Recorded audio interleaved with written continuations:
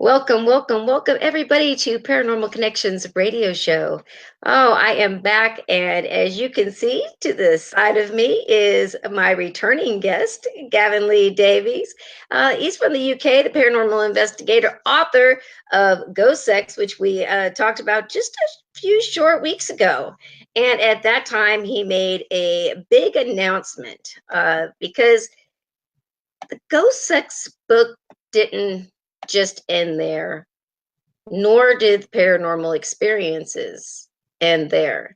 And so, as you could expect, a second book was kind of created and spawned out of all of it. And I have to say, I was very, very happy because years ago, when Gavin first decided to come out with his he had his book and he decided I invited him to come on the show to do an interview, and he was so taken back. He said, "Yeah, let me think about it," and then he said, "Yeah, okay, I will." And then when we started talking about the numbers, he was really nervous, and I told him it's going to be great. I promise. We're just going to sit here and chit chat, and I told him, this is going to be big. Like, hold on, because this is going to be a roller coaster you're about to go through. And boy, oh boy, has that been so true. So we had him back on a few weeks ago to talk again about the Ghost Sex book. And it was a very popular, for his first time interview, a very, very popular topic. I think it is one of the top rated archives that I have to date over all these years. So that was great. And now we're going to come back and we are going to talk about his new book. It's called Haunted: Horror in Haverfordwest. Excellent. Did I say that right? You did really well. I struggle myself. That's a tongue twister. Haunted. I know it's easy to type, but when you've actually got to say it's Haunted Horror of Haverfordwest. And, it's a very quaint Welsh name and it's difficult. You did really well. Can I just say thank you so much for having me back. You're the lady, I keep saying it, you're the lady who got me started on my media journey. You're the lady who gave me my voice and confidence, and that's amazing. And I love to come on your show to make my announcements. So I came back last time to tell you that I had a new book and it was coming out. And I'd like to say thank you to everyone who's listening live, who's in the chat room.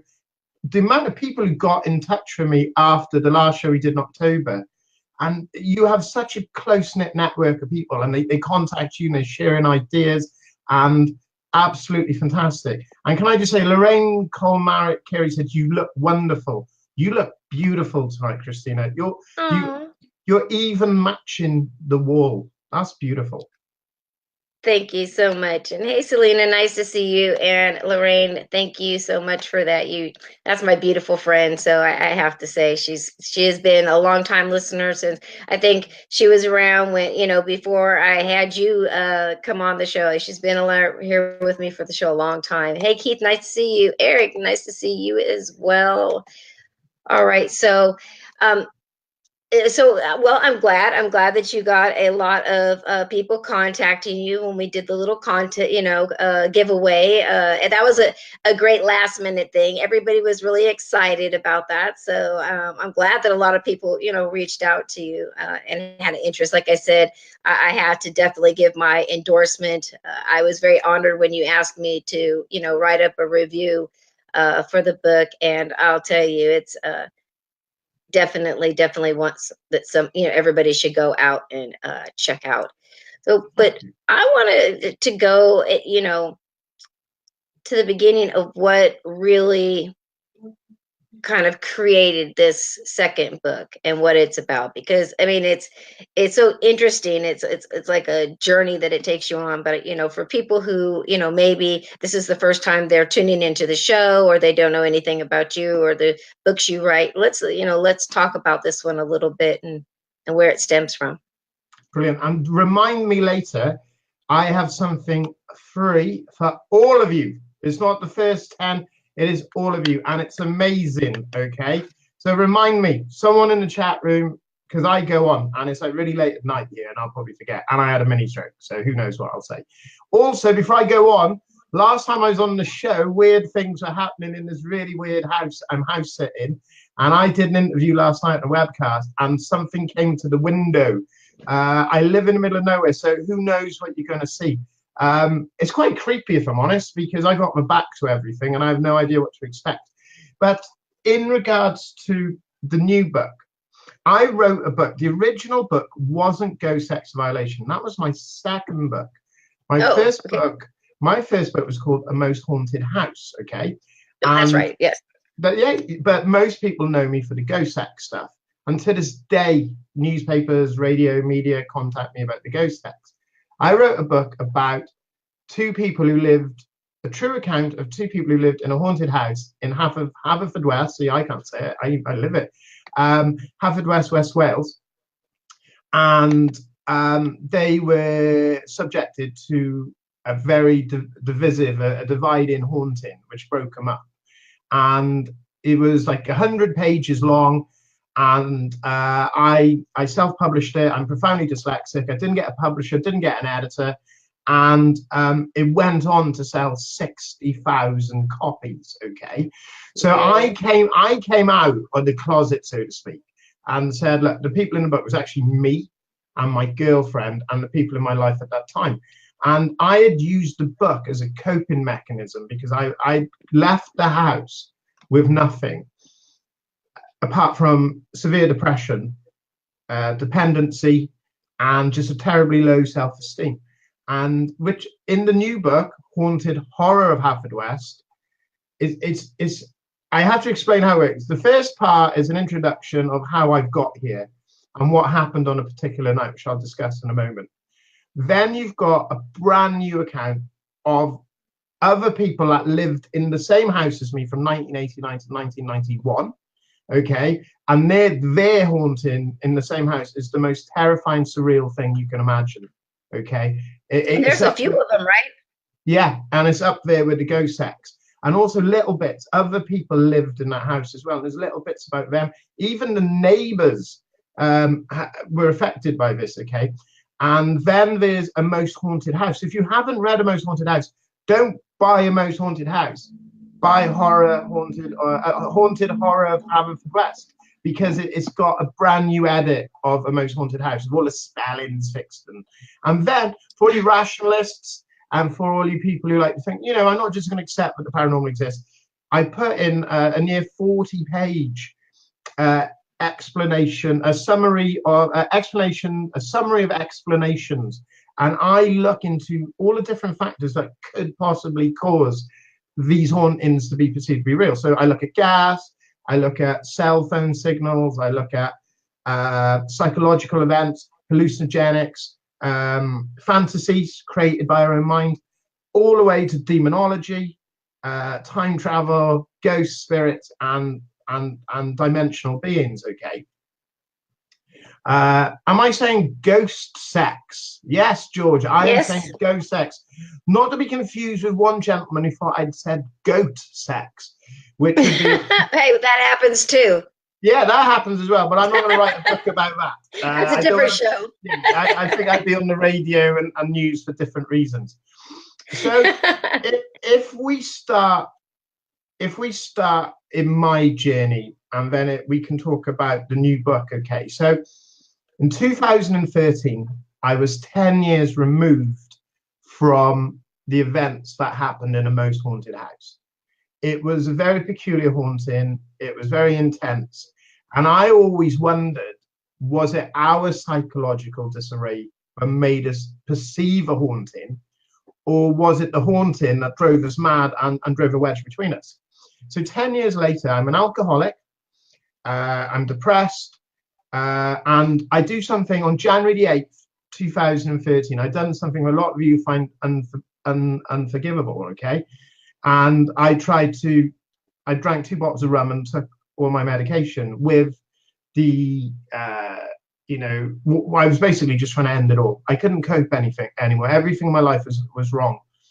And something happened. I can't explain it. I woke up the next day free from all the effects. No hangover, no illness. The house was locked. It wasn't a dream. It wasn't a fantasy. All the evidence was there that I had tried to do this. And I took that as a sign that, get off your knees, stand up, and face the sun. I'd lived in the abyss for so long, and I started a new life. I was a humbled man. I'd been very focused on career and money and drink and very selfish. So I began a new life trying to motivate, inspire, help people with dependency, be an advocate for depression and mental health. Okay. A lot of people, thank you, George, a lot of people out there understand that feeling where you just give up and you feel hollow. People say, oh, selfish. It's not selfish because there's no ego. I didn't do it to teach someone a lesson or to show someone up or feel sorry for myself. I did it because I was empty of all feelings. I was a husk, and I got help. And one of the catharsism of it, one of the cathartic exercises by the mental health support was about my time in the house. And they said, maybe they didn't say no to ghosts, which I thought was amazing, but they said, maybe you manifested the house to be like the reason your life fell apart. So write it down. So I started writing it down in train stations when I was back and forth to work, rebuilding my life. Friend of mine, Ashley Devlin, she read it and she's like, oh my God, that scared the life out of me. And her husband messaged me saying, Ash couldn't even go to the toilet in the night. She was too scared to get up. And I was like, wow. And what she liked was that the book, A Most Haunted House, is it a haunting or is it two people falling apart? And the story is not sensationalized. So if you want a book where there's spinning heads and demons and smoke and fire, it's not about that, because a lot of people out there listening, right, who've had their own experiences with paranormal, it's quite mundane. It starts off really slow. Things Right. going missing, things that can be rationalized, steps in the night, doors opening, cold spots, okay?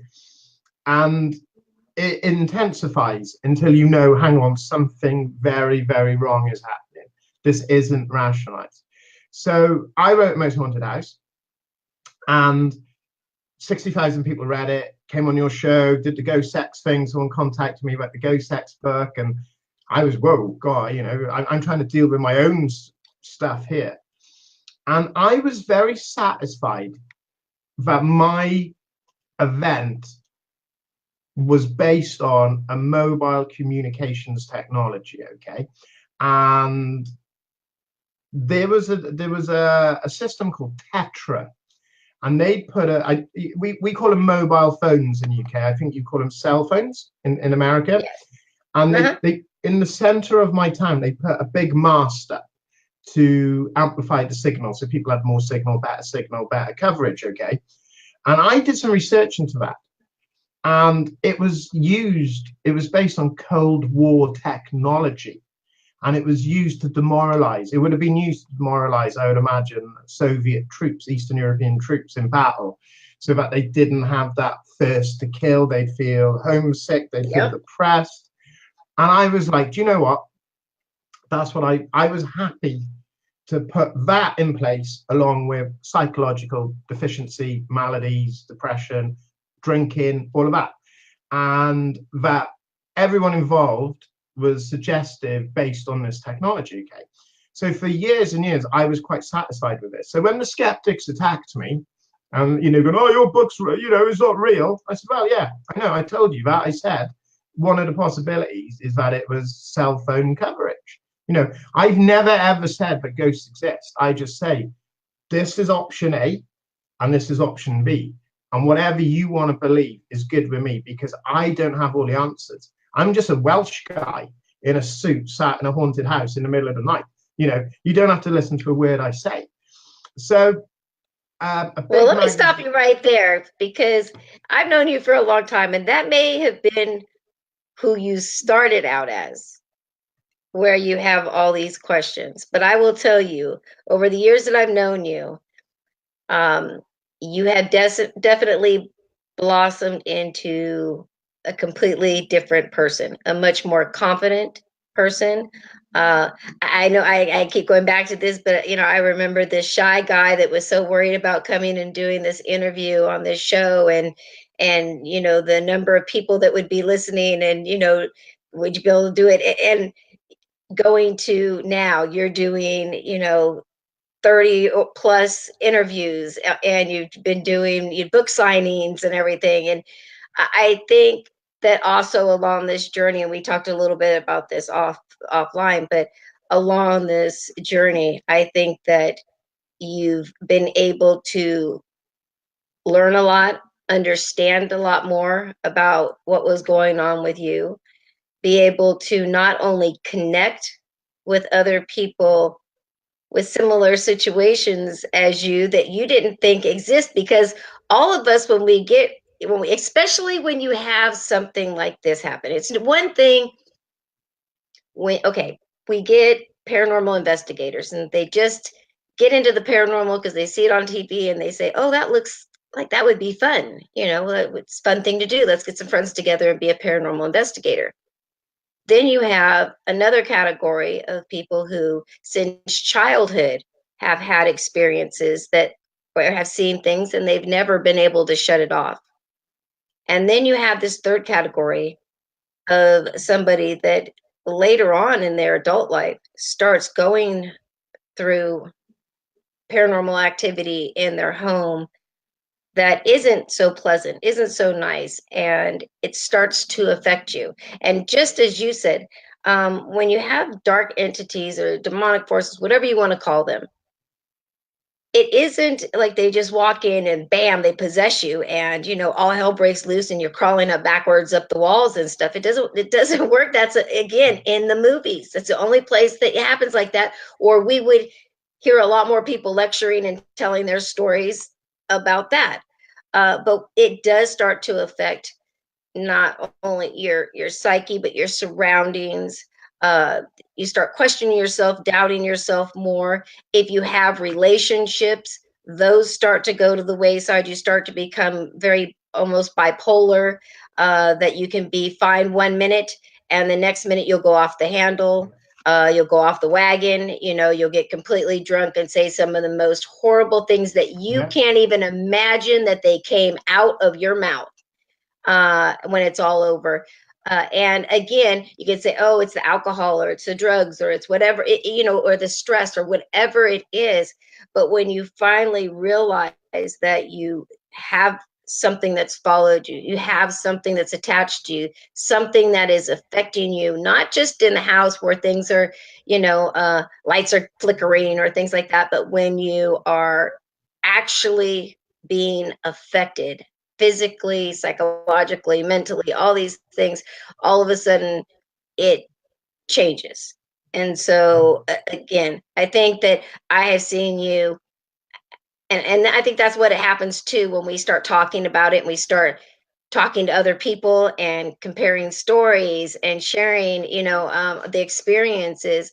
I think that we do learn and we start to kind of figure out, because I think that that's why a lot of us get into the paranormal field, is to really understand really what's going on in our own lives. And yeah. as we figure it out a little bit by little bit, we're like, oh, well, shoot, if somebody needs some help, I almost feel like it's my job that now I have to help somebody else because somebody helped me, or I found a way to, help myself. So now I need to share that and I need to help other people that were in my situation. So, I think that again for you definitely, I can think, can make the connection now of what's going on. I think you've got a lot of validation over the years, not only from myself but other people that you've talked to, other research that you've done on the home, just all the different things. So uh, definitely I do not think that it is any psychological defect, any mental illness, any of those things. I think you just had a really scary haunting that affected you, and it will continue to affect you forever. It's how, where you go from there and what you take from it, and how it helps you in the future. But what happened to me was nothing, nothing compared to what happened next.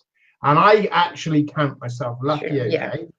So earlier today, I was on a big, big media interview in the UK.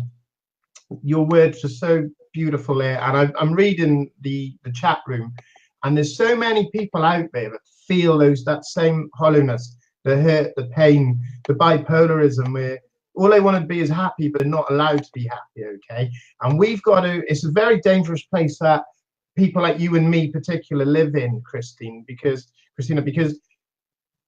if someone is generally mentally ill, then they need to get professional help. Yeah, agreed. 100%.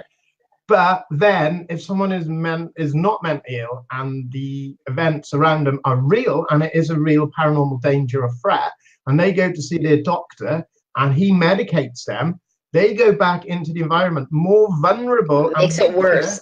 makes it worse. But then, 100%. if they are ill and there is no paranormal event, and then me and you were saying, sage and cleanse and all of this, they may end up doing harm to themselves or others. So it's such a tricky fine line. So I was very comfortable in 2015 that everything that happened was a psychological event, okay, and this masked. I was in a major UK magazine and I revealed that it was my story, it happened to me, and you know, everyone's like, yeah, we knew it was you, don't worry about it. And it was really good. And around that time, then I gravitating towards people like you and other people in America and Australia and Canada. And I felt really good because the people who believe in the paranormal are often mocked and laughed at, and oh, you're silly, what a load of rubbish, all this stuff, right? But you know what? The paranormal, the open-minded paranormal community are some of the kindest, most honest, sharing, loving people you'll ever meet. And I'm reading some of the things people are saying in the chat room there, and I feel that pain. I know what you've been through. And I'm so glad there's people like you and other people like you out there who gives them a voice and a platform to express that. So a couple of weeks after I've been in this magazine and I've started doing interviews and all this kind of stuff, and the Ghost Sex book is out there. The reason the Ghost Sex book came about was I wanted to do a book on imaginary friends, but this woman just unburdened this trauma, and that's how the Ghost Sex the Violation book came out. So a couple of weeks after I was in the magazine, I got an email, and I have had to keep the house a closely guarded secret because it's not my house. Now, the skeptical interviewer who spoke to me today said, well, if this was real, then surely that woman would sell the house to scientific study for millions of dollars. And I'm like, it doesn't work like that, does it? What, you're going to ring Right. someone? Oh, hi, is that the Cambridge University Department of Parapsychology? Would you like to buy my Exactly. house for $1 million? Like Right. right? And Click. click, yeah, so yeah, goodbye. And so I had an email off a woman, and she said, I know where the house is. And I was like, gosh. And not only did she know where the house was, she knew the street. And she proved to me that her and her husband lived there from 1989 to 1991. And then a new journey began. And everything I thought I knew unraveled. Everything fell apart. And I was drawn back into the house in the most terrifying haunting. This isn't hyperbole, people. This is the most terrifying haunting I have ever seen, heard, read, seen on Netflix, seen in the cinema, read in a book, okay? And I studied hauntings in 19th century literature. This is the thing like I like to get involved with. And so Haunted Horror of Haverfordwest, I'll put all the links in the chat room. I'll put all the links in the chat room as we go along, okay? If people want to read it, it's on Kindle, you can get it in your bookstores, it's everywhere, okay? It's doing really well. So Haunted Horror of Haverfordwest is about the house, but we start in 1989 with these people, blissful beginnings, good, solid people who are workers, and they want to nest, they want to create a house to raise a family. So it was really difficult for me because they're bringing me back into an environment I've been psychologically working against and been having treatment and catharsis and writing it all down.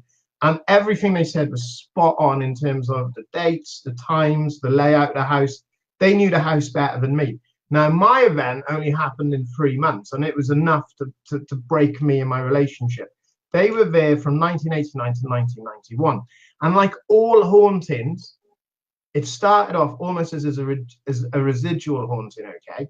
So it started off cold spots, creaking on the stairs, just little things. And very much like the Amityville horror, as opposed to an Indian burial ground. When they were clearing the garden, they found a mass grave of animal bones, cats and dogs. So the husband, who's called Di, which is a Welsh version of David here in Wales, Di rationalised that there'd been a pet cemetery or something there in the past. And almost immediately, there is so much that happened to that people. You could fill 10 hours worth of show, okay? So much happened to them, but I'll try and give you like some highlights and some so you can kind of understand. And immediately then they hear just such a surreal haunting. They hear barking. The gentleman, there's a loud barking in the house that only he could hear. And he went out outside to see where this barking was coming from. And he saw the shadow of a dog merge into a tree in the backyard where there was no animals. And he didn't tell his wife this. He didn't want to spook her. So little things started happening. The bathroom was always cold, weird smells. They saw footprints across the living room. A big striding, it's like a big striding man in muddy boots had taken a walk across the room. So the wife panicked, her name's Anne.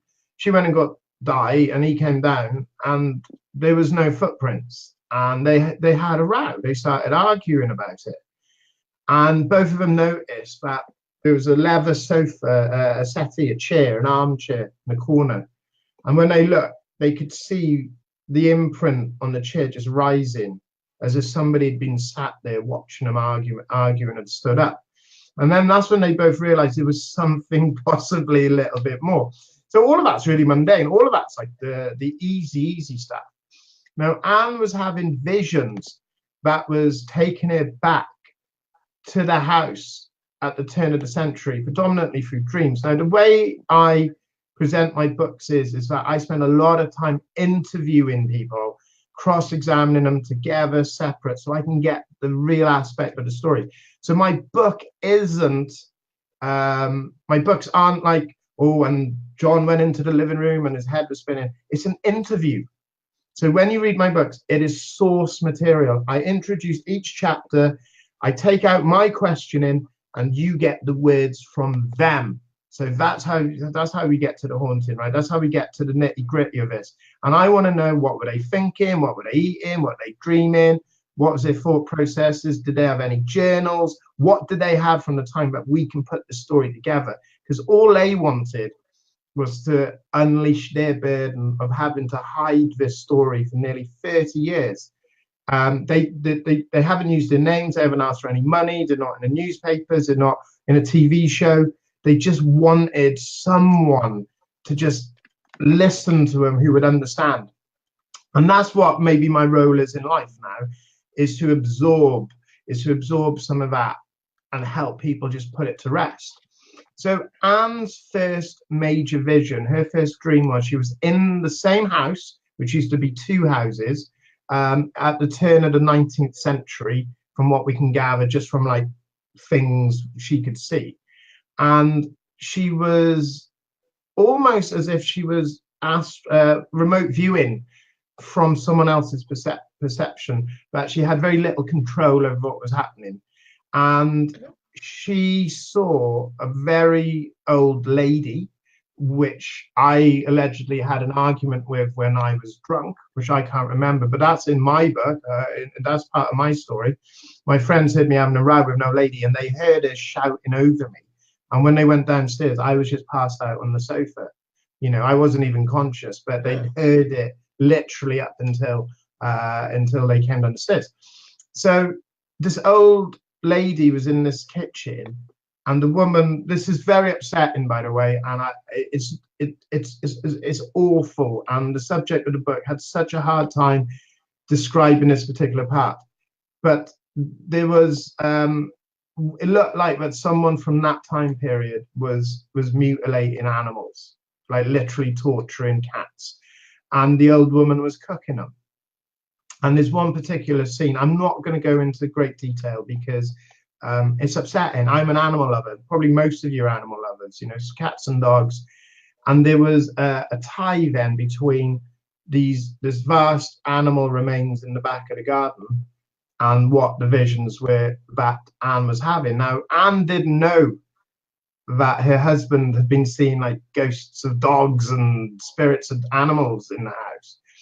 So the real psychological factor came in when the electrical equipment, as is a common trapping of a haunting, that started to malfunction. There was electrical faults with the radio, with the TV, the phone. This is 1989. It wasn't high-tech technology, AM, FM Right. radio.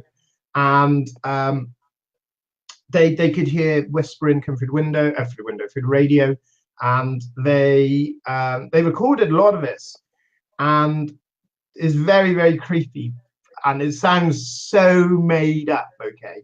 But they could hear children coming through the window, through the radio when it was off, saying there was a song. It's like a nursery rhyme, and it was along the lines of, "Who cut the arms of Grandpa's vest? Baby's hit its chin on the windowsill. Go get the axe." So the first thing I did was look for that, and it is a real song, and it was used in cartoons in the 1930s. It was a very popular song in America in Of course. 1910. Yeah, very popular song in America around 1905 to 1910. But its origins was in London with the vaudeville theatre, and it's just a nonsense song, like a comedy song. But when you're living in a alleged haunted house with a radio that's not even plugged in, and you've got little kids whispering, who go get the axe, it suddenly becomes, it takes a more chilling turn. So the wedge started to grow between them, as it does. Now, in that house from 1989 to 2003, 7 couples lived there and 6 of them broke up. Okay. Only one made it out together. Now, out of those 7 couples that lived there, I've managed to track down, say, 4, and all of them admitted that there was something in the house to various degrees. Now, all of them said that the house would tear apart. Now, one day, these people might feel comfortable to come forward and tell their own stories, and it will validate what I'm doing, because at the moment it's like I can't give the real names, I can't give the name of the Right. address, so how do we know it's real? Okay, I know it's real because I lived it. I know my story's real because it was my perception of the events. What everyone else experiences up to them. But there was a wedge driven between Di and Anne, and they got exceptionally paranoid of each other. Di broke his ankle while in work. He was housebound. He was sleeping and living downstairs where the toilet was. She was sleeping upstairs. She could smell, which he couldn't, a strong perfume. So she'd go out to work, come home, smell perfume. And every morning she made the bed, and she'd go upstairs, and the bed was all unmade. And she could smell perfume. And Di's just sat at home. He's watching TV. He's resting his ankle. And She's thinking then he's having an affair. she's thinking he's having an affair. And then she's in bed at 2 in the morning. And, oh, there's Pat Volper Harris. Hi, Pat. We're friends now. Thank you very much. And the phone is going in the middle of the night. Ring, ring, ring, ring. And she can hear it being answered. And she's convinced now that her husband has met a woman. It's the middle of the night. She's had a few drinks. She's drunk dialing, threatening to tell the wife. And she confronts him on this. And he's like, I was asleep. I haven't been on the phone. None of this is real. So she got it into her head, right? Because her mum was visiting, just checking up on him, bringing him some food, seeing if he needed any shopping. She was convinced then that her husband and her mum were having an affair, right? And they started to literally tear each other apart. He's depressed. He's on medication for his leg. He's putting on weight. He's not working. He sat in front of the TV all day. She's upstairs thinking he's having an affair. And she started acting very peculiar. She stripped off and presented herself to him. Like, what's wrong with me? Am I ugly? Am I disgusting? And he's like, no, what's going on?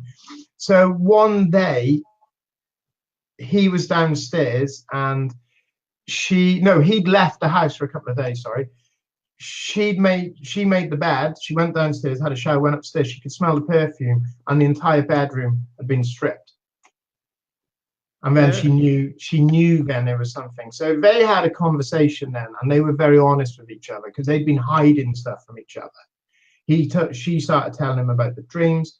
He told her about seeing the animal shapes and shadows and things of that nature. And people say, why don't they just leave? Why don't they just leave? It's not So that easy though. it's not that easy. If anybody out there now listening, or you, Christina, if something happened in your house now, could you just leave it and just never go back? Whoa. Right. Yeah, I agree. And it's, I mean, multiple things. I mean, a lot of times we notice that people who get attachments, they're pulled down, they're weak, they may have illnesses, they might have, different again, alcoholism, drug addiction, anything like that, which would make them, vulnerable, makes them, a definite target in something like this for sure. But I did want to ask one question, because I'm getting some stuff through Twitter right now.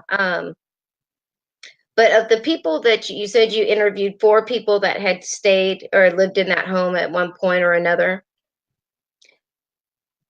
of those Yes. four, how long did each couple last in that house? I mean, did they last a long time, a short period of time? With myself, that's a very easy answer. As far as I'm concerned, we were getting on really well. We'd lived somewhere else. We were, I was in love. I thought we were both in love, and everything was good. And then as soon as we went to the house, it just went really bad. And 3 months later, Right. it was done. Now another couple lived there, and she was working nights, and he was here alone in the night, and he actually saw the angry man. Now I never saw the angry man. I saw what he could do, but I never actually saw him. And for anyone who's not familiar with a most haunted house, the angry man is one of the most terrifying entities you'll ever know. He's 7 foot, a black shape, and his name pretty much speaks for itself. So in the neighbor's house, he lived in the neighbor's house, and we apparently had 2 children and an old woman. And the angry man used to come from next door.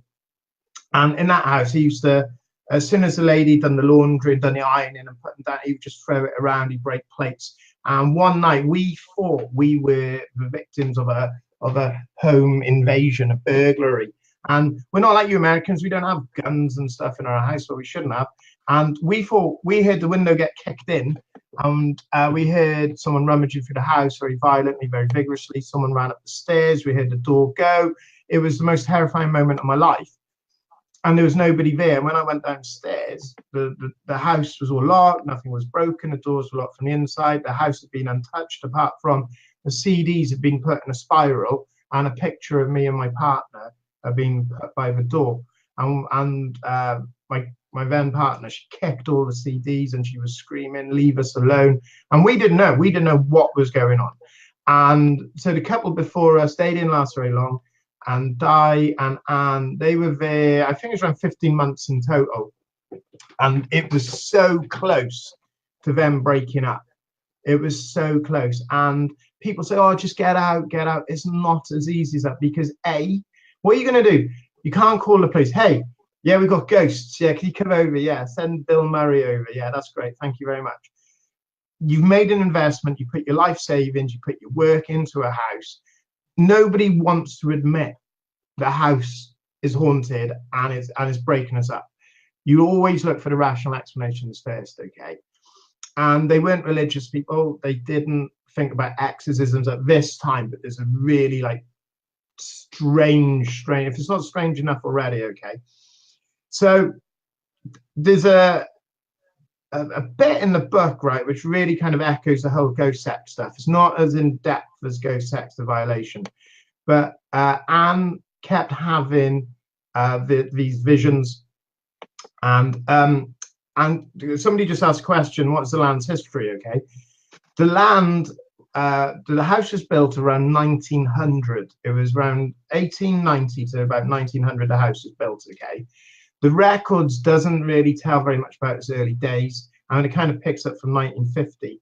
But before that, it had just been allotments and fields which backed onto a graveyard, okay? So people can think, okay, maybe it's something to do with that. So Anne has these visions where she's going back in time, but it's more like remote viewing. And this is really creepy now, guys.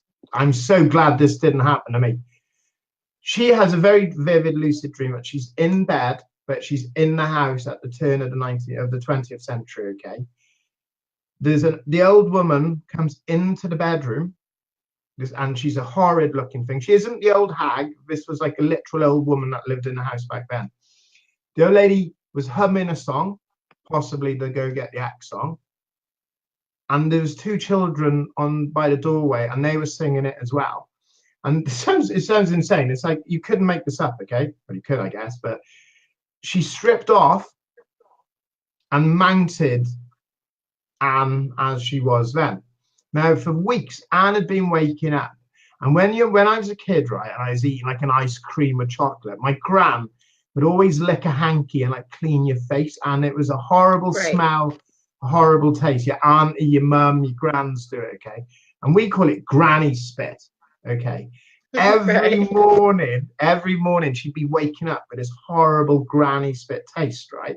So she's there vigorously brushing her teeth, mouthwash, drinking mint tea, whatever she could to get rid of it. Now, in this vision, the old lady mounts her naked and starts having sex with her and is kissing her face, kissing her mouth, and all of this. Now, that's just a dream, right? Okay. The husband's downstairs. He can hear this weird thing going on upstairs. He goes upstairs, and Anne is lying in the bed as it is. And he said, and he swore in his life, he said there was a black shadow on top of it, which wasn't the shadow of anything in the room. So there was a connection then between Anne and the original occupants of the house, okay? And she seemed to be viewing the house as it was, and it was layered on top of their reality in 1989, okay, like 90 years later. And it was at that time that they decided that they were going to bring in some help. And they brought in a woman called Rose. We're going to call her Rose. She was a very prolific psychic medium, but not a celebrity one. There's no record of her in any newspapers. There's no record of her being on TV. She wouldn't even charge. She would only charge for travel and expenses. So the service she provided was free. And I spoke to her companion, who was a woman who lived with Rose until her last day.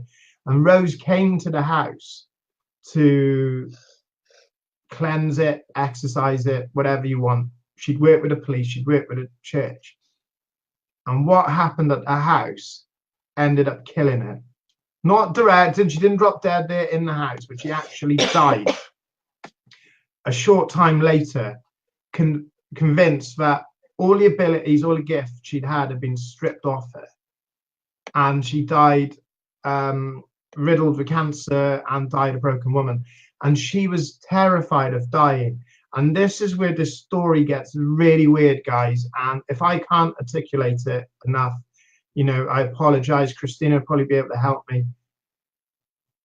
Rose, what she saw, you know, this is a woman who's dealt with murderers, spirits, bad spirits, demons, you know, she's dealt with the whole spectrum of paranormal activity and has pretty much got 100% record of success, you know, to the extent that the church, who don't normally like to admit these kind of things, would reach out to her.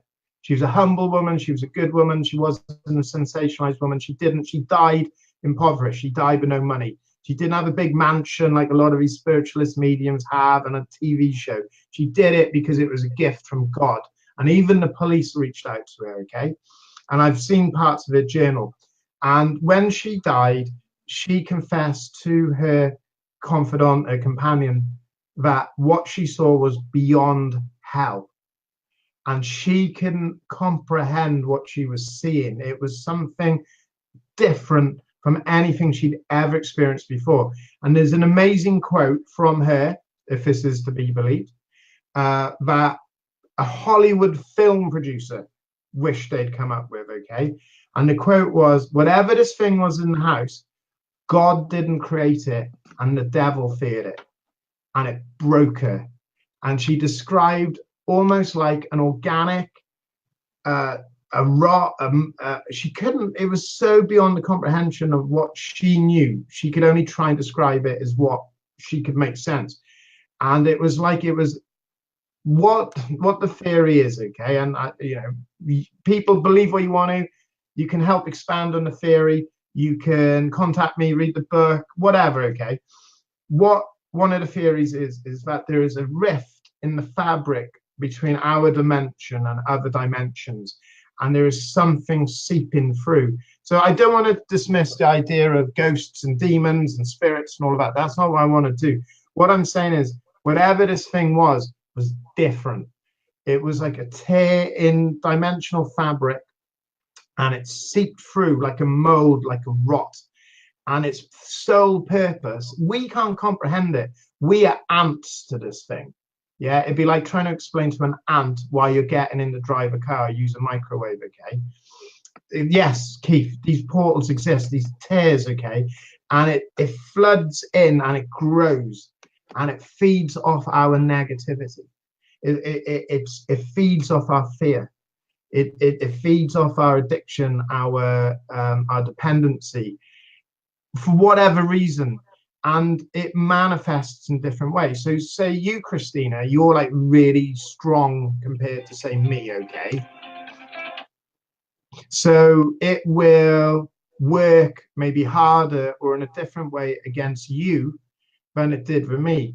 So the only constant between everyone I've spoken to who lived in that house is the angry man, the 7-foot angry spirit, which is the pure manifestation of whatever this thing is. And that thing is purely to show you how much in control it is, how much fear. Now, we have human concepts. This thing isn't human. Its very existence can snap the elasticity of our comprehension. I can't prove any of this is real, but when I talk about it, it makes sense. When we talk about attachments, it's like part of this thing will start to shroud and grow on you, rotting into your clothes, into your skin, into your soul, into your mind. And you're walking around with this. You're going to work, you're sitting with your friends, okay? Yeah, Keith, it creates the feed, it feeds off us, right? And it feeds off, I know it sounds insane, it feeds off our negative energy. That's what it feeds off, our despair. So we're walking around and we've got these attachments on us, and we'll go into a new house, old house, whatever. And this thing is like, I go to Christina's house and it's like, she's tastier than this guy, and it will drop off like a parasite. Absolutely. And it will go and live in the corner like a spider, and it will grow and start again. What Rose saw, it was so difficult to even try and write that I actually gave up at one stage, thinking, who am I to try and make sense of this? I'm not a scientist. I'm just a dyslexic guy from Haverfordwest and self-educated, and I wrote a book and then I wrote another book and now I'm dealing with this. Who am I to try and make sense of all of this? And she said this thing had like tendrils that were attached to them. And the only way she could describe it was like with bumper cars. When a bumper car's got like a rod that goes up to the ceiling where it gets its energy. She said within this mass, this thing, there was the husks of previous occupants, and they were gestating more of this stuff. And it's so vague that the woman's dead, and I never got the opportunity to have a chat with her, but she died pretty much straight after this experience.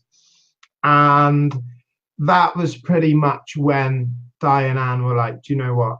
She found out she was pregnant, and they were like, there is no way we can bring up a child in this house. And there's a really, really terrifying moment in the book if all of this isn't terrifying enough, the guy is on his own downstairs. He's got a broken ankle. He's sleeping on the sofa. And the phone rang, and a voice said, "Go get the axe," and started saying the song. And the phone went dead. And he said, from the kitchen in the dark, he's just there. The 7 foot figure came through the living room, and he heard it walking up the stairs, and he could hear it upstairs. And this man, right, he's not a nasty man. He's a lovely guy. He's a work kind of guy. He's a stocky guy. He's a muscular guy. He's a tall guy. He was so frightened, but the only thing he could do was hide under his duvet. That was how terrified he was. And trying Well, to make sense of all this, yes. well, I would say that, having just a regular, say, just a regular human spirit in your home that's you're interacting with you, right? For a lot of people, that can be scary, only because they have no idea what it is. And due to television and scary movies and everything else, your mind immediately goes to, if you don't know what it is, it must be bad, must be scary, must be dark. Let's, be scared. I will tell you, if you ever get something in your home that is dark, and a lot of times they do come through these portals, there is a similarity in cases I've seen where they've had some real dark entities that are not human come through. It usually have been portals. uh, but I'll tell you, it's interesting when you kind of look at it overall, and how it's affecting people. Oh, hold on just a second. We got a question right here. Selena's asking, is there any way that someone can make things go away? Um, yes, there absolutely is. And Keith, you're right. Well, I personally don't know that, with attachments, if they permanently go away. Um, I know I've had an attachment since I was a teenager, and I played with a Ouija board to basically prove to some friends that I really had abilities. And although I have had people do sagings and cleansing and everything you possibly think of to me to try to get rid of this thing, uh, somebody would do something and it would disappear and I wouldn't see it for a while, and I'd say, yes, like I got rid of this thing. And then, 10 years later, I get real sick and, I passed out and I woke up and boom, guess who's back? My buddy. And strangely enough, it was also, now mine, I could, the way that I explained him as a teenager when he came through, he's about 7 feet tall, but it looked to me like the Grim Reaper. It was all black, but it looked like a big, like it had a big cape with a hood on it. And I'll tell you though, these things can really, really mess with you. I don't think people, again, don't really understand. You can go through a haunting that can be very scary, but if it's a human spirit, usually trying to get your attention. They might not be the nicest one, might be not like you in their house, in their home, or whatever's going on. But when you have a dark entity, and I don't know how I feel about, demons and all of that. I think that this dark stuff, that whatever it is in its whole other category all by itself. And it's interesting because mine was to look like a Grim Reaper.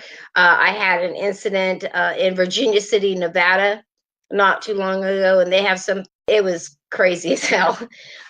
So again, I think it's a whole nother level if you go through something like that, because it's not just, again, where you can have a paranormal team just come and do a cleansing of your house and sprinkle some holy water or whatever around, and your ghost be gone spray and they're gone. When you have something dark, it's a lot more difficult to deal with and recover from. It's something that leaves lasting effects even when you get through to the other side. Keith says it has to be taken care of. It just can't be separated. Not all attachments are bad. Some are past relatives, etc. Others should have no place in this world. I completely agree. Yeah. Celine says, I had several experiences with what I feel is a big man touching my thighs and stroking my arms while I was asleep. I can feel the heaviness of the man. It wakes me up from my sleep. Oh, Mm. that's That's something, just from my experience with the ghost sex, the violation stuff, is who was that? Selena, was it? I would, yeah. I would. It's difficult for me to say, okay, because I don't know you, but I know Christina. But I'd have a chat with someone about that, Selena, because just if we just think that the ghost sex phenomenon, the spectrophilia is real, okay, right? You haven't invited this man to touch you. You haven't invited this thing to do what it's doing, okay?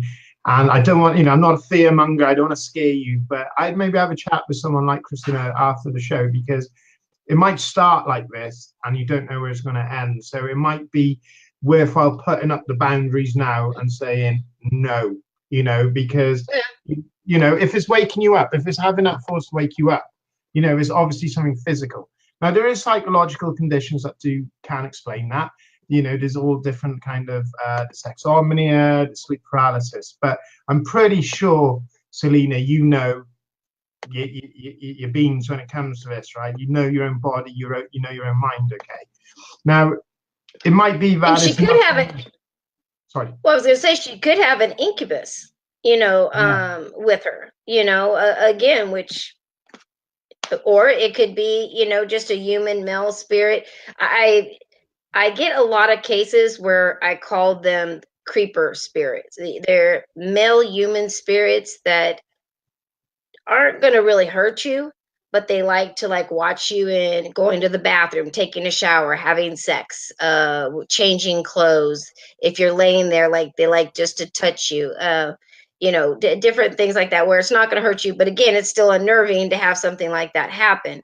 But you definitely probably want to get that checked out before it does or has the potential to go any further where it could be, I'll tell you, after we did the ghost sex uh, interview, I'll tell you, I've never been the same. I've done actually a few different shows on the topic, especially with it being so popular all of a sudden for female investigators in the UK and in the US. It started in the UK, but uh, paranormal investigators and psychic mediums that are actually going purposely to haunted locations to try to have sex with ghosts. Yeah. I would be a millionaire if me and Christina wrote a book tomorrow called How to Make a Ghost Have Sex with You. We would be millionaires because on the paranormalchronicles.com, I've said this time and time again, right? And it all started with you, Christina. So I'm blaming you, okay? Since we've done that show, everything just went boom. It just exploded, okay? And I'm the go-to guy now for ghost sex stuff, okay? I'm telling you, yeah. I'm regularly in the papers, quoting this and that, okay? On the paranormalchronicles.com, the most searched for term is normally along the lines, how do I get a ghost stroke, demon stroke, spirit to have sex with me? I've had over 15,000 searches of that in the last 3 years. And Maybe I we have think to team up and do a book on that. I'll bet you it would be a bestseller. you can be the subject and I will write it. How's that? I could be the subject. Yeah, I don't fancy a ghost having a go at me. I don't think people want to read about me having sexual intercourse with a spirit, but it's really widespread. And there's a big newspaper. I don't know what the equivalent is in America, but it's called The Sun, and it's like a tabloid newspaper. It's really big. The Inquirer. Like the Inquirer, and all these women are coming forward saying that they've had sex with ghosts. Yes. One woman is marrying her ghost partner. Another woman claims she's having a lesbian affair with a ghost, and they've joined the Mile High Club. So the ghost went on the plane and they had sex together in the toilet. And I get a phone call. Hey, GL, hey, what do you say? What do you think about this? You're the ghost sex guy. And I'm like, I think we're in a world now, okay, where in my day, if you wanted to meet someone, you had to go out, you'd go to a bar or a club and you'd meet a woman and you'd have a chat with them and all of that stuff, okay? That is really creepy, Selena. I also heard his voice saying cuddling up. That is, I'd have a chat with someone about that. If it's sexual, if it's Selena, is it sexual touching or is it more comforting touching? You know, I know it's unwarranted, but like, is it like just stroking you to send you to sleep, or is it like provocative? Is it like sensual? That would be worth no. Yeah, you But go ahead and put it in the chat, Selena. Again, you can also contact me after because, I actually would need to connect with you, directly to really because I'm picking up so many different things all at the same time when I'm reading through these chats. But again, I really get that it's a um, human spirit, not anything bad. But I also think she's got a couple other things around her. But Selena, you're welcome to contact me after the show if you like. You know how to get a hold of me. Okay, let me go over to the Twitter messages. Okay, Gavin, I have Leanne, and she is asking, she's from Kentucky, in the US. She's asking what you encountered in that home, did it ever physically hurt or attack you or your girlfriend? me personally, thank you, Leanne, as well. Thank you, Leanne from Kentucky. Nothing. It was. This is why I rationalized it as possibly being psychological, okay, and or tetra or gas or whatever, okay. Now, I was more open to the notion of the paranormal. Okay, I'd been into it since I was a kid.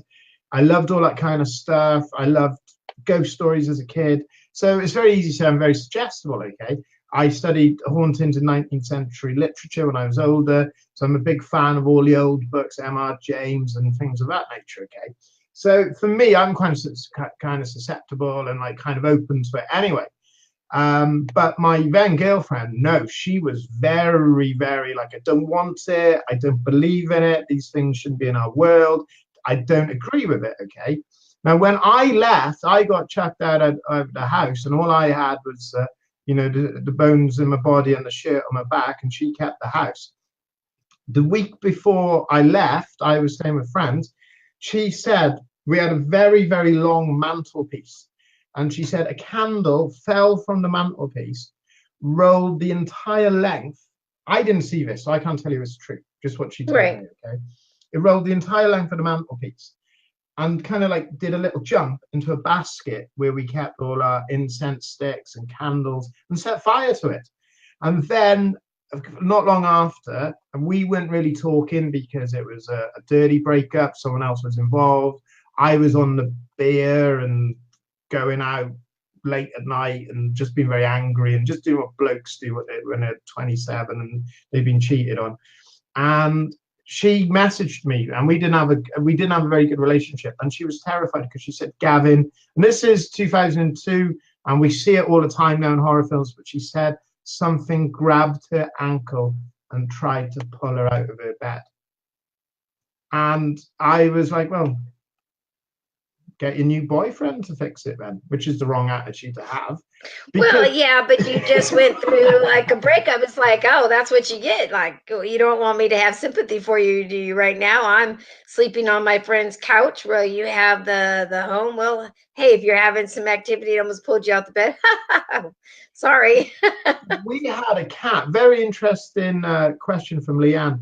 One night when I was in the house, this is in the book as well. So everything about the house is in one volume, okay? Haunted Horror of Haverfordwest. I put the link in the chat, okay? It's the couple's event from 1989 to 91. It's my experiences, and then all my research and explanations, gas to dimensional beings and everything in between, okay? And one of the stories in it, there's so many, you can literally just open any page, like, whoa, that's crazy. Oh my God, that's so strange, okay? So, yeah, camera is a bitch. So I was sat there one night, and I remember it like it was yesterday. I was sat at a oak table, and I had the lamp on the table, and my then girlfriend was out, and I just thought she was out with the girls. I didn't realize she was out with someone else. And we had a cat, a lovely little cat, okay? And things are kind of quieted down a little bit, but I was really anxious about staying in the house on my own. And I like believe in talismans, the TV, the radio, you just ignore it, you just get on with it, okay?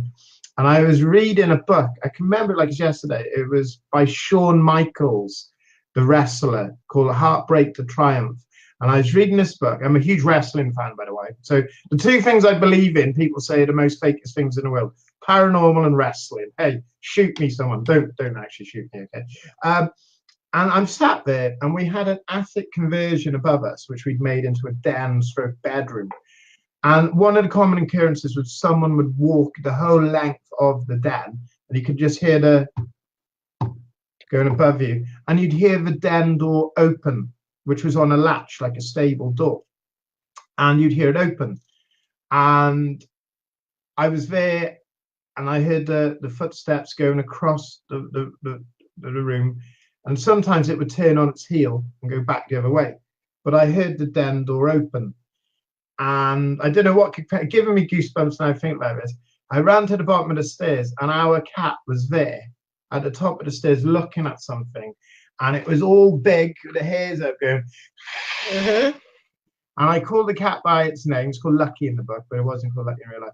And it ran down the stairs. And that night, I had the TV on full blast. I remember I had a Tom Green DVD video.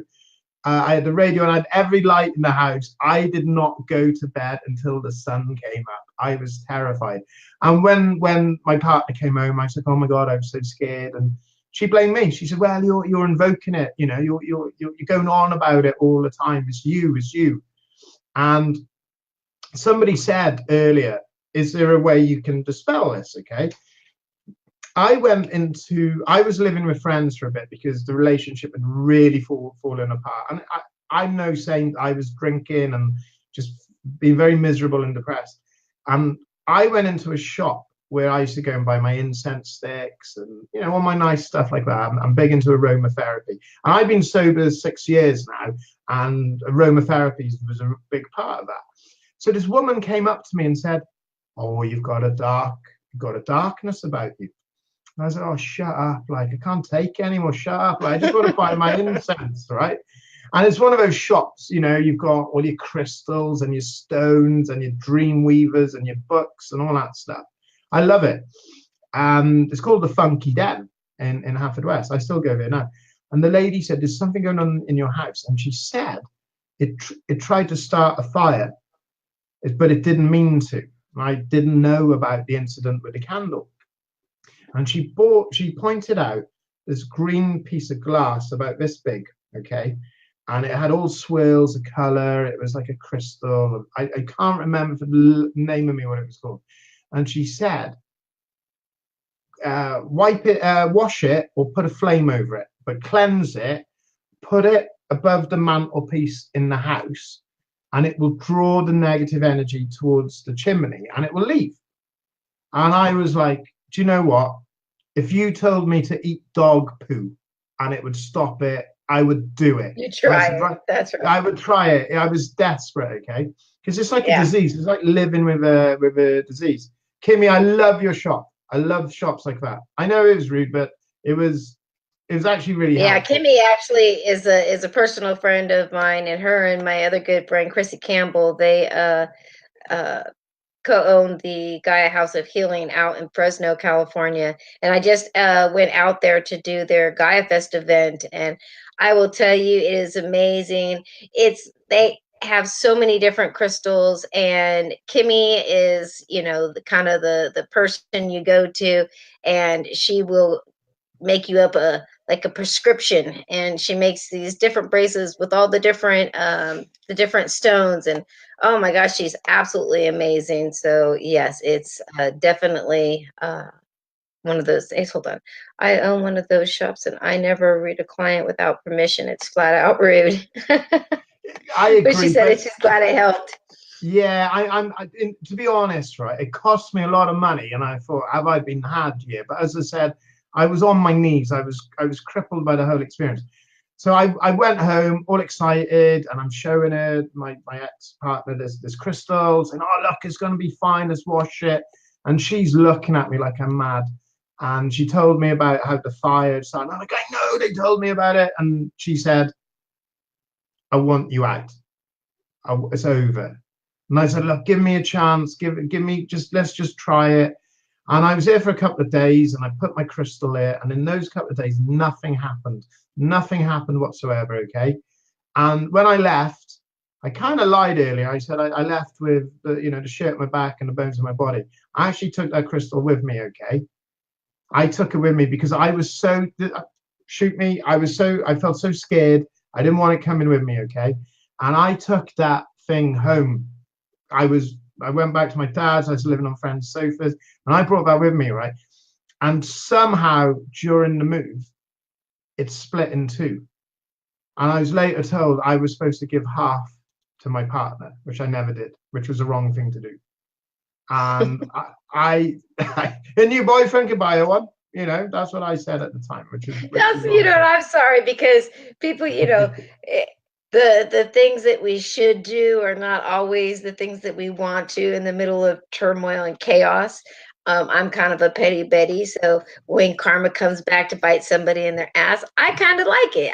I'm not gonna lie, I'm not all about everything's positive and unicorns and farting, fairy dust. Real life crap goes on, and it's not always that way. And I'll tell you, like especially when you have a, a bad breakup. Well, I don't know. I don't really know of a whole lot of breakups that are just like, oh yeah, we're just mutually, oh, let's just go our own ways. It usually doesn't, at least not for me. It never worked out that way. It's going to be. I hope that he gets his foot gets run over by a Mack truck when he walks across the street. Tomorrow. you know, that's just me. Then 10 years from later, I'll be like, just like you. Oh, that probably wasn't the right thing to think. That probably wasn't the right thing to say. But that's how I felt at the moment. So what can I say? As we get older, we try to get through that. Oh, hold on, let's see what. I totally understand. Everything that's happened to me has humbled me, so I'm very forgiving. 100%. I don't always get it right, and sometimes the way I look at it, when not nothing to do with the house or the haunting, but sometimes when we fall out with people in life, or we no longer have that connection, I think sometimes the universe just clears the road for you a little bit, Oh, absolutely. because some people, it might hurt them, it might hurt you, but they're just roadblocks on your journey, and Yeah. they're going to slow you down, or they're going to stop you from fulfilling your whole potential. And that sounds awful, but there's that saying, people are there for a reason, a season, or for life. And I know who my life friends are. I know the people who've got me through a time in my life that I saw all the time. I might not see necessarily all the time. And there's some people have come in for a short amount of time and just steered me in a particular direction. And we have no relationship at all now. And there's 8 billion people, or 7.7 billion people on the planet. We can all get along. We cannot all Right, get along. It's absolutely. impossible. But I've been humbled, and I appreciate so much. And I thought I knew everything when in fact I knew nothing. And I took a lot of I say that all the accountability. time. I took accountability. I was drinking, I was depressed, I didn't deal with stuff. And I have grown as a person. I'm 43 now, and I've grown a lot in the next 10 years. And probably in 10 years' time, I look back at who I am now, and it's like, oh my God, I thought like that. And it's just, as you grow older, that experience makes you wiser. Um, For and some yeah, people. but yeah, I have made amends with a lot of people, but the woman from that house, I know it sounds really, like really kind of cliched, but me and her are the ghosts now.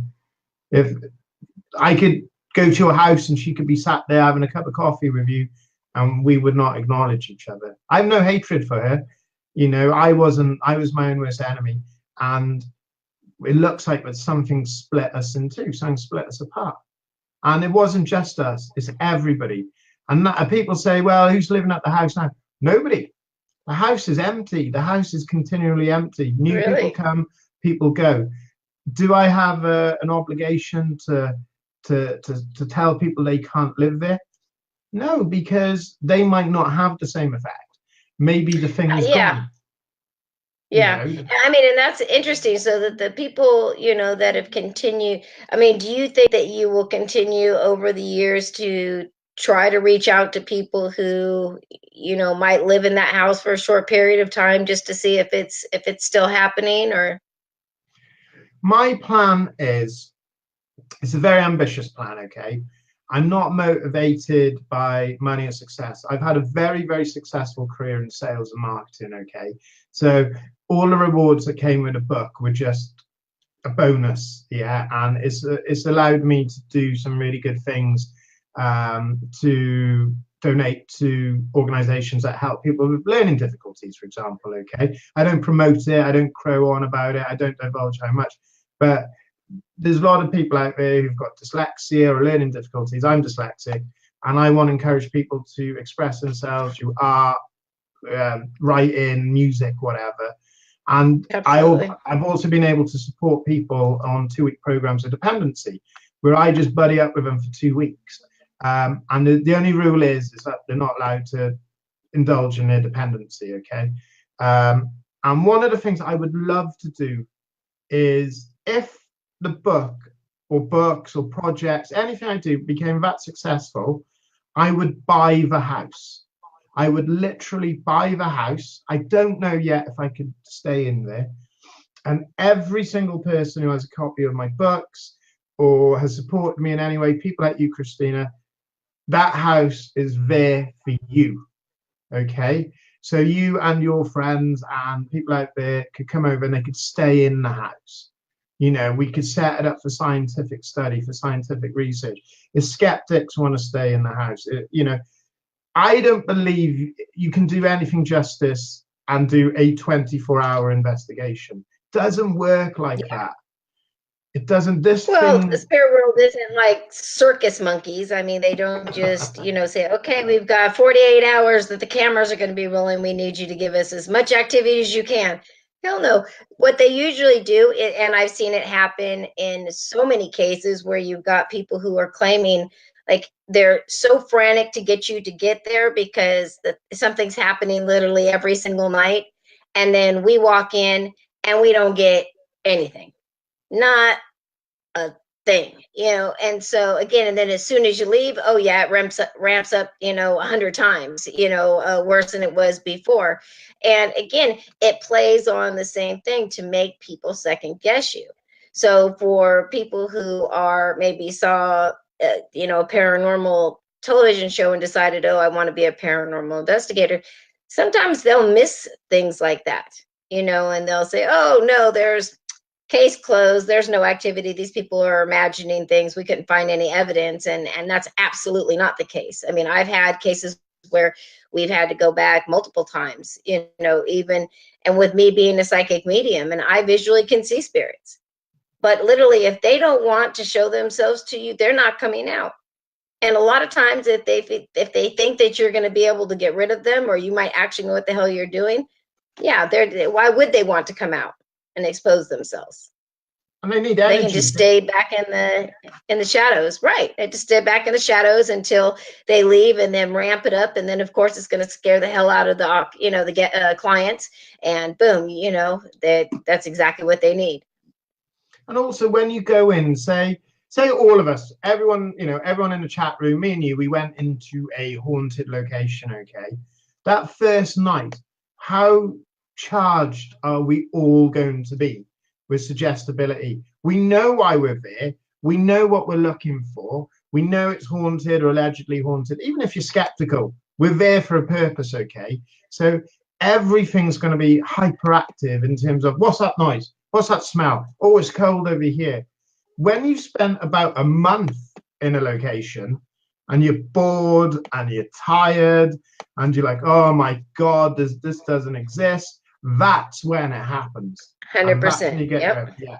Going out with a night vision camera is great. I'd encourage people to investigate in whatever fashion, whatever way they want. But if you get something within a couple of hours in a graveyard with night vision camera, excellent, well done. Guess what? It doesn't work like that at all. It doesn't work like that at all. It's a long, Yeah, long, yeah, right. boring process of being in the dark, trying to see something or feel something, trying to capture something. It just doesn't work like that.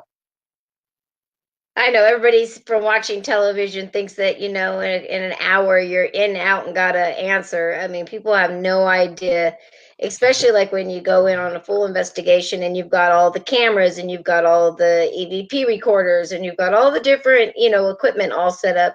And then you're running it all night. You might be there 6, 8, 10 hours at a location. Then you still have to go back and go through and analyze all of that. I mean, you just sit there for hours listening to audio, seeing if you hear things, re-listening, going over, looking at video, rewinding it, going back forward. I mean, there's a lot that goes into it. So a lot of people, I mean, again, don't understand that. But hey, maybe you could buy the house and then just set it up to live stream all the time, and then when certain friends came to investigate, it would just be like a plus. But that way it would be like a, what is that for, NASA, for the back when they used to have the space station up 24 hours a day and you could watch the live stream until things started happening and they started cutting the live stream. But see, yours would just keep going, so people could like watch it at any time around the world. They're bored, don't have anything to do, they could just check and watch all the cameras and see if they catch anything. I'm happy for people to get what they want out of it, because I can't tell anybody if your beliefs are true or not. Whether you're skeptical or wide open as a barn believer, it's not my place to tell you. It's like going up into a mosque or a temple or a church and saying, hey, all of you are wrong for believing in what you believe in. I don't know. I didn't create the universe. I'm not the inventor of consciousness or whatever. I'm just a guy. And it leads in nicely. What I've done is, okay, people are very kind. They've supported me by my books, and I wanted to give something back, okay? And I want to offer it to everybody who's watching this, not just the people in the chat room, not just people watching now, but everyone. And I'm going to put a link now into the chat room. I have created a brand new free e-magazine, and it's all to do with the paranormal, right? It's 125 pages. It's got a certain lady in the essential listening section, and it is by the best writers you can imagine. Now, somebody was saying earlier that they've got like a shop. If you want to promote something in the magazine, everything I'm doing, I'm just trying to do it for free. I want to promote authors, podcasters, radio show hosts, give people a platform to talk about their work, about their theories, okay? So the first edition went out last week, November the 23rd. It's had over 1,000 reads, okay? There's no sign up. There's no download. You don't have to subscribe. You literally get the link and you just read it like a magazine. You can read it on your phone, on your laptop, on your computer. And I'll put it in the chat room link now, okay? There's no viruses. There's no adverts. There's nothing in there. I'm so proud of it. It's called the Paranormal Chronicles magazine. It's 125 pages, okay? And it's got articles on life after death, haunted chairs, ghost sex, of course, the science of spectrophilia, past lives, is Bigfoot an alien? Why do we search for Bigfoot? Demonology. And it's by some of the greatest writers you can ever imagine, okay? And also, I'm a publisher for sixth-books.com, okay? So if any of you have written books about ghosts, UFOs, life after death, consciousness, and you're looking to get published, get in touch with me, because I will help you have your dream. I will help you with that, okay? Because all I want to do is encourage people, motivate people, inspire people. Somehow I terrify people with stories of ghost sex, experiences of 7-foot entities and dimensional beings killing mediums. That's just part of it, and I'm sorry about that, but there is a good side to it. And I get told off by my publishing boss all the time. He says, Gav, your paranormal's all horror. It's all scary stuff. But it's not. There's some really good stuff out there. There's some beautiful theories about consciousness, life after death, spirit guides.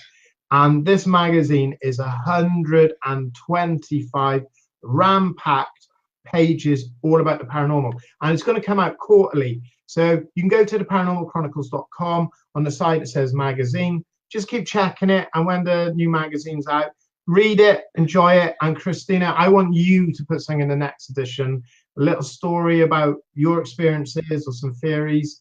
And Keith, get in touch. Please get in touch. I will help I you was with just your gonna book. say, yeah, I will help anyone absolutely. I can.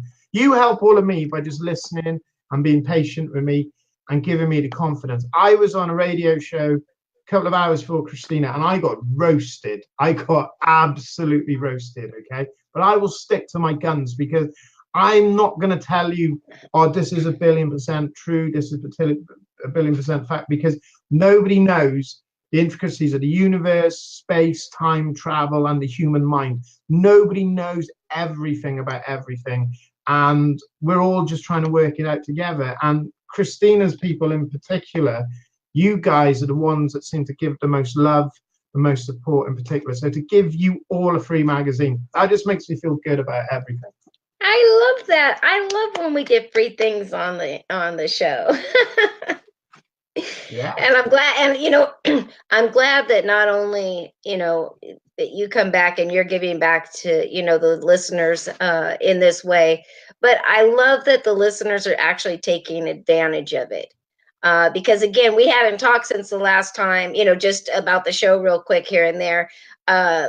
About did people even after the show contact you? So to hear that people were contacting you and wanting to get their free copy of the ghost sex books for their Kindle, I was definitely happy to hear. So here we go. Yeah, people who are asking, uh, Gavin has put down the Amazon link to buy it. Also in the promo of the show, if you scroll all the way to the bottom, you'll see the link as well. And as well, you can go to the hauntedchronicles.com. And again, check the magazine out, because I have to say I got a chance to take a look at it, and some amazing topics in there. It's just about a bit of everything for everybody. That if you say that you can't go to that magazine and find one article that you were interested in reading, something's wrong with you, because I was all engulfed in it. I was like checking out all the different things. So, and thank you for having me in the honorable mentions section of the recommended different podcasts. I appreciate your support as well. Okay, hold on just a second. I'm going to run over back to Twitter real quick and to Google Plus. I haven't gone there for a while. So yeah, well, while Christina's doing that, anybody, get in touch with me. It's at paranormalchronicles.com. Read the magazine. I've got a little YouTube show, nothing as ambitious and as successful as Christina's show. And some of the pictures I get sent in and videos and guests. And I'm just a humble guy. People can knock me all they want. I don't care. I've survived depression, suicide, alcoholism, and a mini stroke. There's not a lot you can do to me. And There you go. content. And I believe in a world where we just share. Yeah, we just share knowledge, we share experiences. I'm never going to say to you, well, I think you're wrong, because I don't know. Even if you're skeptical, if you're like, do you know what? This is all rubbish. I don't believe in it. I respect your opinion, because all of us working together, sharing knowledge, we're going to get answers. Absolutely. And I think that's, a big part of it. All right, Flora is asking me. Oh, you know what, Flora? I'm glad that you actually had said that, because I was just about to say something to Gavin as well. And interestingly enough, this came up on the last show that he was on as well. So the guy that I saw standing behind you the last time over by the bookcase in the corner by the window, somebody is asking if anybody sees the guy back by in the corner, and I was just about to mention it too when Flora posted up the private message right over by the window. And it was interesting because the last time we had the the light was flickering. I remember it kept dimming and flickering, and we were having all kinds of weird things that all the listeners were seeing during that interview. So, and then you've said you've been having a lot of activity since the interview, correct? Wow, it gives me goosebumps, okay, because I'm literally in the middle of nowhere. I don't have a shotgun. I'm no good. I watch a lot of wrestling, but I'm not very good at it. And this house, you couldn't ask for a more isolated house. So I came on the show and I showed Christina a handprint that had appeared on the wall, and it's still there. So one of my friends came over and I said, "Is this you? Have you done it?" He said, "No, I didn't do it." He said, "Maybe you did." I said, "Well, I wouldn't be asking if it was me, would I?" I said, "Well, look, how did I get the handprint off the wall?" And little things have been happening. You can hear a door in the house creaking and opening and closing where there is no door. Somebody walks around the house pretty much every night, which is creepy if it is a human. Now, obviously, we have foxes and badgers, and I've got an amazing video on my Facebook page of a fox, biggest fox you've ever seen, just casually walked in and walked up to the swing in the garden like it was just going to sit on it and start swinging back and forth. Okay, so there's a lot of wildlife here, and there's some woodlands at the back. Okay, but you can hear someone walking around. Now, last night I was doing an interview, and I was sat here, and I could have sworn someone came to the window, and everybody in the chat room was like, "Someone's come to the window. Someone's come to the window." And we watched it back, and you can't see it. So I was like, "Whoa!" So I suffered a mini stroke in November last year, okay, and as a result, there's all different kinds of side effects. Okay? I'm really good now. I'm really fit and healthy. Psychologically, it's had a lot of knock-on effects. Okay, mood swings, bipolarism, tiredness, anger, frustration. Okay, so and I get very severe migraines that leave me blind and unable to speak and all these kind of stuff. Okay, and the doctor is trialing all these different drugs on me, all these different pharmaceuticals. Some of them make me really tired, some of them make me really fat, some of them knock my libido, which I never want to happen, especially with a new girlfriend, you know. And Then you got to take another pill for that. yeah, I got to take another. I'll be counteracting the original pill. You know? And so Christina was like, Gavin, I told her about the handprint. She said, "Look, I'm going to tell you now. I got this feeling, got this sense, blah, blah, blah." People in the chat room were picking up and stuff. We took the webcam off. We started putting it around the house, and people were, I'll do that again in a minute, okay? And a couple of nights after I spoke to Christina, I'm in bed, and I'm struggling to sleep, and I haven't quite gone to sleep yet. I'm kind of in that stage where my mind works very, very actively. I fight a lot of battles in my mind, or I'm very creative in my mind, okay? And I can't sleep, and I'm there in this house, and I looked up, and there was a shimmering blue man in the corner. And pardon my French, but I shit myself. It's all very well writing about this stuff, and I want all of it gone. I had my experience 15 years ago, and I fumbled for the light, put the light on. I started taking pictures with my phone, and I sat there. I'm going to let you all into a little secret now. I haven't slept with the light off since that night, okay? Because it really had an effect. So I thought, guess what? It's the drugs. Yeah, I'm tired. Been talking to Christina. I'm every moment of the Conjured day. up the blue man. Yeah, it's paranormal. I'm talking about haunted horror of Haverfordwest. My publisher sending me manuscripts to read. I'm talking to Christina. My friends always like, "Oh, tell us a ghost story. What about this? What's that?" So I just put it down to that. So I went to my girlfriend and I went to my friends and I said, "Oh my God, I've seen this." And like, "Hey, don't worry about it. It's probably just the drugs, isn't it? You're tired, you're susceptible. Have a break from the paranormal. Watch some wrestling. Go out." So I got a lift home from a really, really good friend of mine, and she dropped me off, and she didn't know I was house sitting in this particular house. She said, "Oh my God, I used to live there. I used to live there when I was very young." And I said, "What? I didn't know that." And she said, "Have you seen the ghost on the stairs or in the back bedroom?" And that was it, man. It's like, what? And I said, I saw a shimmering blue man. She's like, yeah, that's the one. Yeah, okay, bye now.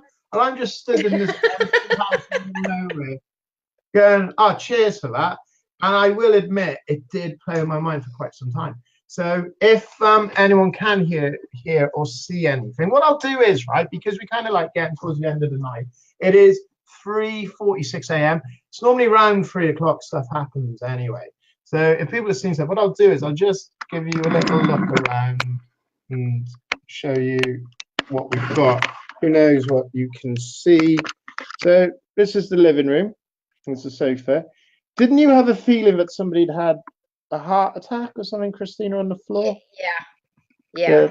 That's I actually think true. you said you were able to validate it or whatever afterwards. Because what happened is Gavin and I would just happen to be talking before the other show, and he had said right before we went live, "Oh, I just want to let you know I'm at this undisclosed place, so I'm not actually at my house, where I'm going to be where I'm house sitting." And so we actually just started talking, and I just started doing a reading of the house. And that's how we started talking about the handprint. And then I felt that somebody had died in that room of a heart attack or something, and he is able to validate that.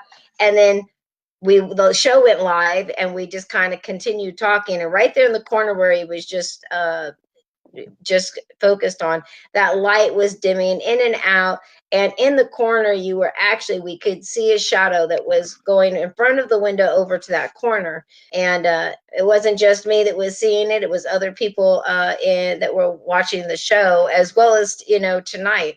It's like I said, Flores, she was asking the same thing. So very interesting, and definitely an interesting location. That's where the handprint is. I can't Yes. quite stretch the webcam to it.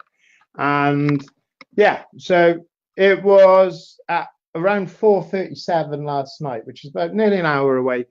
We all thought something came to the window, which is a possibility. It's a human. You don't know. There could be people thinking the house is empty, that that it's ripe for burglary, or there's a lot of But you would homegrown. think, I mean, like you said, you're out in the middle of nowhere. So first of all, if it was some neighbor or somebody just happened to say, "Oh, that person's not there. Why are the lights on?"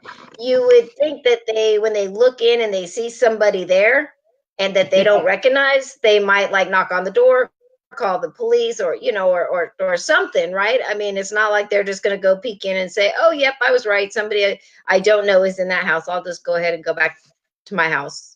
So I don't know. I mean, like I said, I definitely saw the spirit of a man that was there the last time as well as this time. So definitely interesting. So we've got about 5 minutes before we go. So first of all, let's go over the website. Give everybody the website again, the name of the books, where they can find those books if they want, and how they can contact you if they want to get a hold of you. Thank you so much. You are so kind. And I don't want to leave it as long. We should have like little regular catch-ups, even if we just talk about Yes. random things, because that'd be great. You have done so much for me since day one, and you gave me my voice, my confidence, and I can't thank you enough. Anybody wants to get in contact with me, go to theparanormalchronicles.com. There's a group page on Facebook with about 5,000 followers on that. There's a like page with 37,000 followers. I'm on Twitter at Paranormal Chron. I don't really understand Twitter. I don't really use it a lot. So I don't either. I got an account too. I don't use it either. I'm like there's a few intelligently thousand Twitter people on it, and I don't use it. challenged. I'm on Instagram as the Paranormal Chronicles. So I really like my Instagram account because what I've done with my Instagram account is I put on pictures that you won't find anywhere else. And I'm often out and about. And if you really like European history and castles and old Gothic graveyards, I regularly update them. And I went on a bit of a tour in Europe.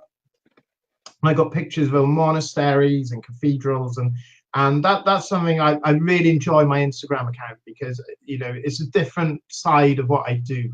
So basically, I own the words The Paranormal Chronicles. So wherever you can find those, website, Twitter, Facebook, whatever, you can email me at paranormalchronicles@aol.com. The books are available wherever you buy books. So you don't need to buy a Most Haunted House. Do not buy a Most Haunted House. Buy Haunted Horror of Haverfordwest, because it includes a Most Haunted House. So you will have the complete account from all the people that lived there, plus all the explanation notes. Okay, so if you've read A Most Haunted House, you now can revisit it knowing what we know. And if you haven't, you've got two books and the explanations all in one book. It's about 240 pages, all done in an interview style. And you can get that on Amazon, Barnes and Noble, Waterstones, your local bookshop if you want to support local, Kindle, basically wherever you can buy a book. The books are out there. They've done so well. It's been nominated for Indie Paranormal Book of the Year. It's got a 4-star rating off Goodreads from like 44 reviews. It's starting to filter through on Amazon reviews. People really, really enjoyed it, and it's something I'm really proud of. It's a dark read. It's a rough read at places, but it's also a positive read, because I got out of it and I changed my life, and I stopped drinking, and I humbled myself, and got to make new friends. And Di and Anne got out, and they had a family, and they have a beautiful family. Okay, so that book is out there. Ghost Sex: A Violation, I self-published, so you can get that on Amazon or Kindle. And if you're not sure about the Ghost Sex book, in the new magazine I put the link up to, there's an article about it, so you can have a bit of a read about it before you actually buy, because it's a gruesome read. Yeah, it definitely changed my whole thought process on the ghost sex phenomena. That was for sure. But everybody, I want you again, go out and support Gavin and his books and everything he's doing. Get your free copy of the Haunted Chronicles magazine. Oh my gosh, you got so much going on. I'm just so proud of everything that you've done, Gavin. It's just been amazing to sit back and just watch you just explode the way you have. And, like you said, you have stayed very humble. And I think that it's the one thing that keeps people like us around. It's not about fame. It's not about fortune. It's about telling a story and helping people. And when it comes from a place like that, it's usually, very successful. So I always wish you, all the luck, anything that you're ever doing. You always have an open platform here. And we definitely, should like set something up that's, again, is more regular, and just get some updates and stuff. I mean, you do some amazing, go to some amazing places and check things out. So I'm definitely looking forward, and I would love to have you back on a regular basis. Let's get the listeners, right? What we could do is we could have a show, okay? Maybe get another guest, okay? People can just throw topics at us, because I'm very much ingrained into the paranormal, and I love stuff about UFOs and aliens and ancient archaeology, and get another guest, and then we'll have a round table. People could just throw topics at us, and we could just share that knowledge. I think that would be a great idea. I think that we'll pick a couple topics, and we'll throw them out there. We'll let the listeners interact and ask questions along the way, and I think that would be a lot of fun. Thank you so much. You have no idea. I don't think you fully understand, Christina, what amazing work you're doing, the help, the support, the community you've built around it, everyone in the chat room, all your listeners, such beautiful, beautiful people. I'm never scared about coming onto the show, because I just know there's such good people. And it's just the support you give me when we talk off air and all. You're so inspiring and motivation. I follow your posts, and I know you haven't been well as well, and yet you're always there doing your shows, giving people like me, a little guy in Wales, giving us the opportunity to talk about our work. And I can't thank you enough. You are absolutely beautiful in every conceivable way. Thank you. It is my pleasure, but you're giving me way too much credit and you're going to ruin my bad rep of just being this mean, evil bitch that likes drama. See, you ruined it for me. Everybody's going to think I'm this nice, sweet person off air. Yeah, but like everyone's got like when people are pushed, like I'm a nice guy until you push me. Everyone's a nice Yeah. person until they're not. And I'm sure you have good reason to be the way you are, and it is what it is. So, I wouldn't worry Well, about it. If people don't like it, the the show, that's what people have to understand. The show is a show. Sometimes I have topics. Sometimes I talk about the craziness and the drama and the paranormal. If there wasn't all of this, stuff out there for me to use for topics, I wouldn't, if they didn't feed me with all of this stuff, I wouldn't have anything. But it is what I do. It's not always what I do, but it is what I do. And I guess uh, people are a little intimidated sometimes, I think, when they find really strong people in the paranormal, especially strong women, because I really don't let anybody push me around. I definitely don't kiss ass just for popularity. I could care less. I am who I am, and I think I'm a pretty damn good person. I love to help other people and support what other people in the paranormal are doing. Some people, love me. Some people love to hate me. It's just the way it is, and you know what? It is what it is. I just continue to do what I do and stay focused on the people who, like what I'm doing and like what I'm, saying, and just keep chugging away as long as I can. takes the same amount of energy to hate someone as it is to love them. Do you Oh know what I yeah, I mean? never hate him. Yeah, yeah. I Some look, people for the I'm haters pretty out much. there. Oh yeah, but that's okay. I mean, I just told everybody I don't have time to like be spreading the hate right now. But please believe when I do die, oh yeah, I'm purposely not crossing over. I got a long list of people I'm about to go haunt. Are you going to come and People are watch me gonna have a have. shower? Come and watch me have a Oh, shower. well, I guess I'm gonna turn into one of those creepy spirits. Sure, I'll do that. I don't mind that. Stroking me while I'm sleeping and all. Hey, if Yeah, it's I you, said I won't mind. cuddle. It's not No, cheating if you're dead.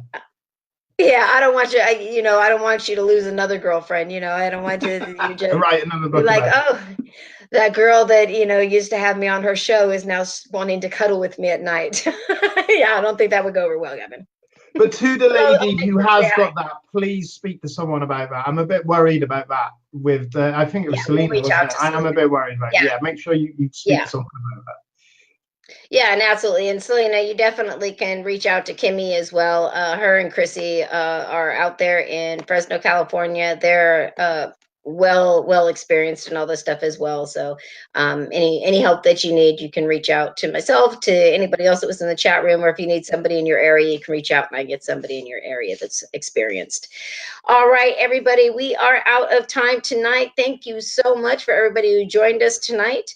This new platform on BeLive TV is interesting because it's Facebook only. So it is, slowly growing and growing. My shows listeners viewing is through the roof. They've been doing really, really good. So thank you so very much for all of the support. Again, you guys are amazing. Thank you, Gavin, for coming and just being the amazing friend that you are. And you will be back on here really soon. All right, everybody, and everybody in the chat room, thanks so much for joining us, interacting, and everybody from social media that was asking questions, thanks so much for your participation, and we will see you next week.